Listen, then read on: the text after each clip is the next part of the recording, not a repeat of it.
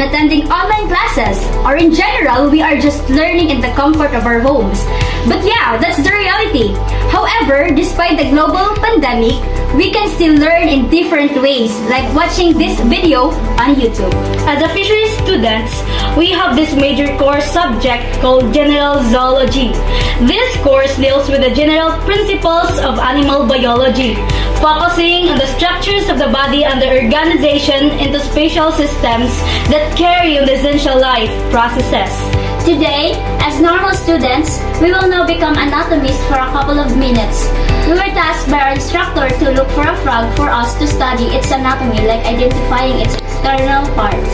More than that, we're also going to dissect it for us to be able to see its internal parts personally. I know that is going to be interesting.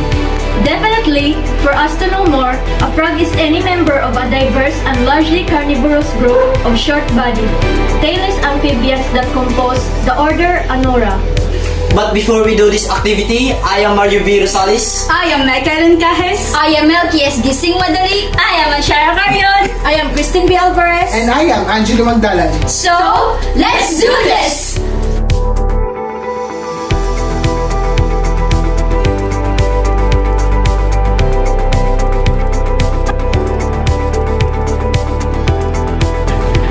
The external anatomy of the frog.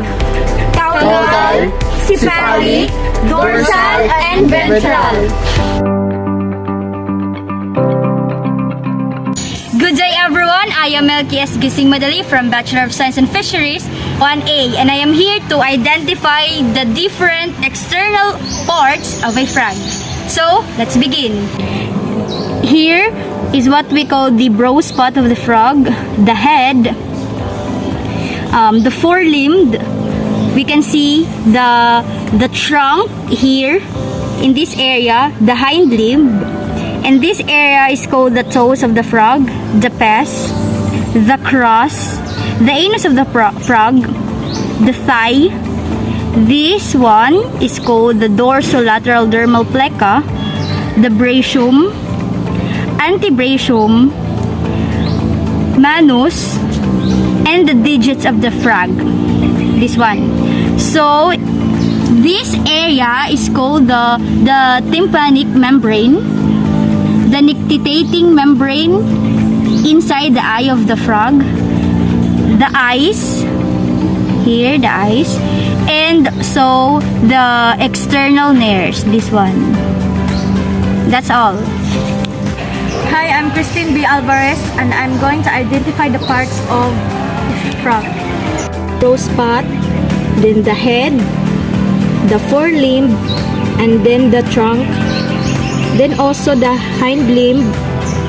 Next is toes, the pes, the cross, and then the anus, and also the thigh, and dorsolateral dermal pleca, the brachium, antebrachium, manus, the digits, then also tympanic membrane, the nictitating membrane, and eye, then external nares. I'm Mecah S, and I'm going to identify the external parts of the frog.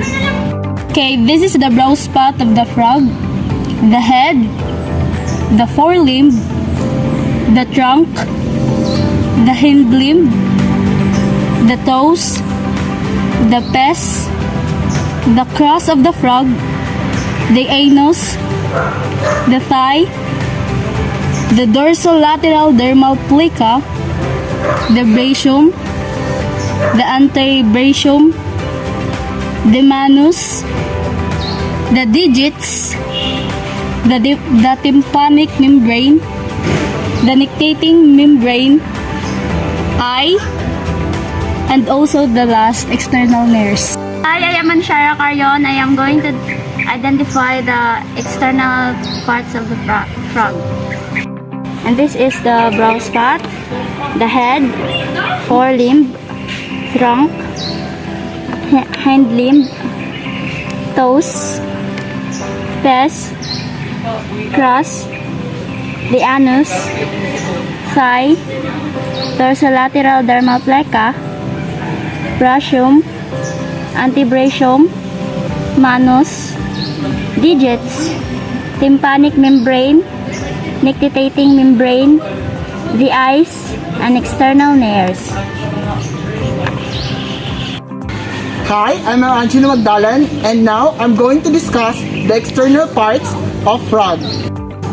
So this is the brow spot, the head, the forelimb, the trunk, the hind limb, the toes, pes, cross, the anus, thigh, dorsolateral derma plica, brachium, antebrachium, manus, digits, tympanic membrane, nictitating membrane, eye, and lastly, the external nares.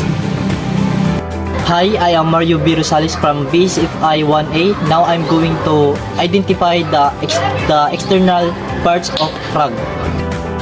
This is the brow spot, the head, the forelimb, the trunk, the hind limb, toes, face, crus, anus, thigh, dorsolateral dermal plica, brachium, antebrachium, manus, digits, tympanic membrane, nictitating membrane, eye, and lastly, external nerves.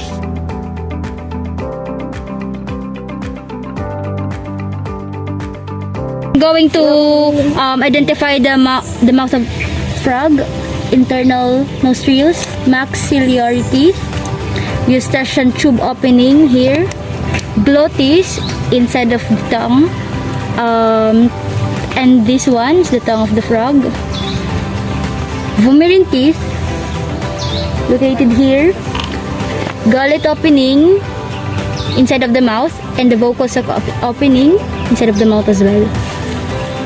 Okay, this is the internal nostrils, the maxillary teeth, the eustachian tube opening, the glottis, the tongue of the frog, the vocal sac opening, the gullet opening, and as well as the vomerine teeth. Internal nostrils, maxillary teeth, eustachian tube opening, glottis, tongue, vomerine teeth, gullet opening, vocal sac opening, male. Okay. This is internal nostrils, maxillary teeth, eustachian tube opening, glottis, tongue, vomerine teeth. So this is internal nostrils, maxillary teeth, eustachian tube opening, glottis, tongue, vomerine teeth, gullet opening, vocal sac opening. And now I'm going to explain the mouth of the frog. We have the internal nostril, the maxillary teeth, eustachian tube, the opening, the glottis, and of course the tongue, the vomerine teeth, the gullet opening, and finally the vocal sac opening. Internal nostrils, maxillary teeth, eustachian tube opening, glottis, tongue, vocal sac opening, gullet opening, vomerine teeth.